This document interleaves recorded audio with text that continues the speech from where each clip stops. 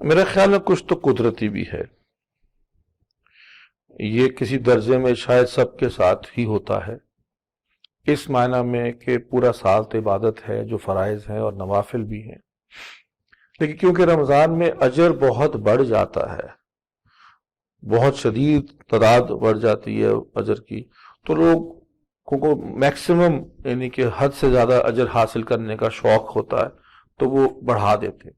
اور پھر ظاہر ہے پھر وہ جب اجر کا وہ جو خیال ہوتا ہے شاید کم ہو گیا ہے تو پھر وہ کم کر دیتے ہیں۔ تو شاید یہ کچھ ایک عام عادت پہ لوگوں کی ہے، بڑھانے والی بات میں تو کوئی حرج نہیں ہے۔ ہاں یہ افسوسناک ہے کہ یہ تو بات سمجھ میں آتی ہے کہ کچھ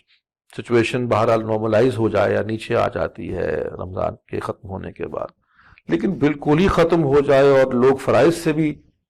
یہ بڑی افسوسناک بات ہے۔ یہ بڑی افسوسناک بات ہے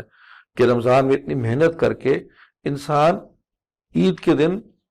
فرض کی نماز بھی خیال رکھنا چھوڑ دے، تو یہ بہت دکھ کی بات ہوگی، یہ بڑا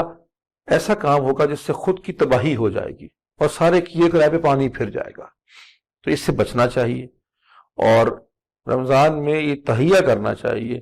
اور دعا کرنی چاہیے کہ اے اللہ، جیسے آپ نے مجھے رمضان میں توفیق دی ہے، آپ مجھے اس کے بعد بھی توفیق دیں، اور ہمت کرنی چاہیے کہ یہ نہ ہو کم سے کم کہ آپ فرائض سے بھی جائیں۔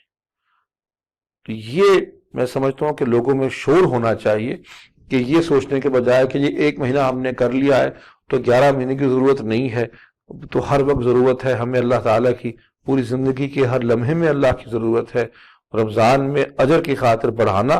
یہ تو سنت بھی ہے، لیکن اس کو ختم کر دینا یہ بہت افسوس کی بات ہے، اس سے بچنا چاہیے۔ ضمناً یہ بھی بتاتے جائیے کہ ایسے لوگوں سے ہمارا رویہ کیسا ہونا چاہیے؟ انتہائی محبت کا،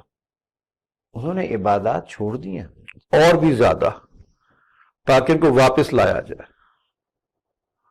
ان کو انذار بھی کریں لیکن ان سے آسان ترین طریقے سے بات کریں، تاکہ ان کے اندر جذبہ تو تھا نا، اللہ کو تو مانتے تھے، تبھی تو رمضان میں بڑھا دیا، اب ان کو یہ غلط فہمی ایک ہے کہ شاید اس کو ضرورت نہیں رہی، اس غلط فہمی کو بڑے پیار اور بڑے اخلاص اور بڑے اچھے انداز سے دور کریں، سختی اور جھگڑا مت کریں ان کے ساتھ، کہیں وہ اس سے بھی نہ